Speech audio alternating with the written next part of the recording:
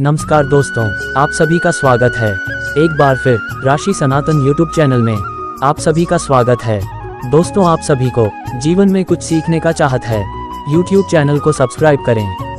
मृत्यु के बाद 13 दिनों तक क्यों अपने घर में रहती है आत्मा? जिस तरह जीवन एक सत्य है, ठीक प्रत्येक व्यक्ति को ये भी भली भांति पता है कि मृत्यु भी एक ऐसा सत्य है जिसे कोई जितना मर्जी झुठला दे, परंतु इसे बदला नहीं जा सकता। कहने का अर्थ है कि जिसने इस पृथ्वी पर जन्म लिया है उसे एक न एक दिन अपने प्राणों की आहुति देनी पड़ती है। इस बारे में हम में से बहुत से लोगों ने कई बार अपने बड़े बुजुर्गों से कहते सुना होगा कि मृत्यु के बाद मनुष्य शरीर की आत्मा 13 दिनों तक अपने घर में रहती है। मगर ऐसा क्यों?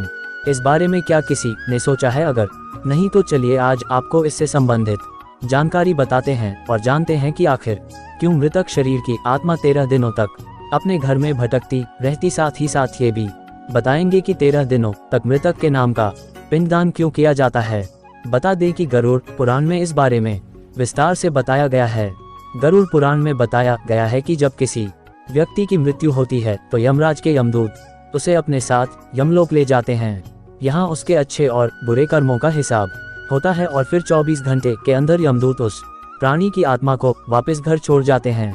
यमदूत के द्वारा आत्मा को वापस छोड़ जाने के बाद मृतक की आत्मा अपने परिजनों के बीच भटकती रहती है और अपने परिजनों को पुकारती रहती है, लेकिन उसकी आवाज को कोई नहीं सुन पाता।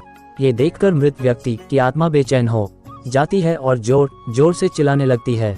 इसके बाद आत्मा अपने शरीर के अंदर प्रवेश करने की कोशिश करती है, लेकिन यमदूत के पास बंदिश होने के कारण वह मृत शरीर में प्रवेश नहीं कर पाती। इसके अलावा गरुड़ पुराण की माने तो जब यमदूत आत्मा को उसके परिजनों के पास छोड़ जाती है तो उस समय उस आत्मा में इतना बल नहीं होता कि वो यमलोक की यात्रा तय कर पाए। गरुड़ पुराण के अनुसार किसी भी मनुष्य के मृत्यु के बाद जो 10 दिनों तक किया जाता है उससे मृतक आत्मा के विभिन्न अंगों की रचना होती है और जो 11वें और 12वें दिन पिंडदान किया जाता है उससे मृतक आत्मा रूपी शरीर का मांस और त्वचा का निर्माण होता है। और जब 13वें दिन 13वीं की जाती है तो उस दिन मृतक के नाम का पिंडदान किया जाता है।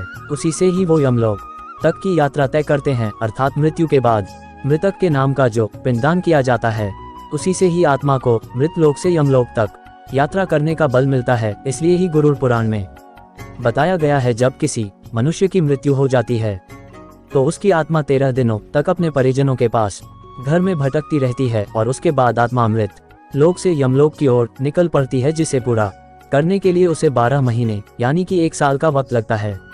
इतना ही नहीं, मान्यता के अनुसार 13 दिनों तक मृतक के नाम का किया गया पिंडदान उसके 1 वर्ष के भोजन के समान होता है। पिंडदान न किया जाए तो क्या होगा? इसके अलावा बता दें, अक्सर लोगों के मन में ये सवाल भी जरूर आता है कि अगर किसी मृत व्यक्ति के नाम का पिंडदान नहीं किया गया तो क्या होता है। तो दोस्तों आपको बता दें कि इसका भी वर्णन गरुड़ पुराण में किया गया है। जी हाँ, जिस मृतक व्यक्ति का पिंडदान नहीं किया जाता यमदूत उसे 13वें दिन जबरदस्ती घसीटे हुए यमलोक की ओर ले जाते हैं और मृतक व्यक्ति की आत्मा को इस दौरान काफी कष्ट उठाना पड़ता है। इसलिए हिंदू धर्म में मनुष्य की मृत्यु के बाद 13 दिनों तक पिंडदान करना आवश्यक माना गया है। इसके अलावा आपको बता दें कि 13वें दिन परिजनों के द्वारा मृतक व्यक्ति के नाम का जो भोज करवाया जाता है, अगर वह कर्ज लेकर किया जाए तो मृत व्यक्ति की आत्मा को शांति नहीं मिलती। इतना ही नहीं, गरुड़ पुराण में ये भी बताया गया कि जो व्यक्ति जीवित रहते हुए अच्छे कर्म करता है, मृत्यु के बाद उसकी आत्मा को यात्रा के दौरान यमदूत कोई कष्ट नहीं देते, और जो व्यक्ति बुरे कर्म करते हैं उसकी आत्मा को यमदूत यात्रा के दौरान कई यातनाएं देता है और आत्मा को कई कष्ट भोगने पड़ते हैं। वीडियो पसंद आए तो कमेंट बॉक्स में जय कृष्ण राधे जरूर देखें।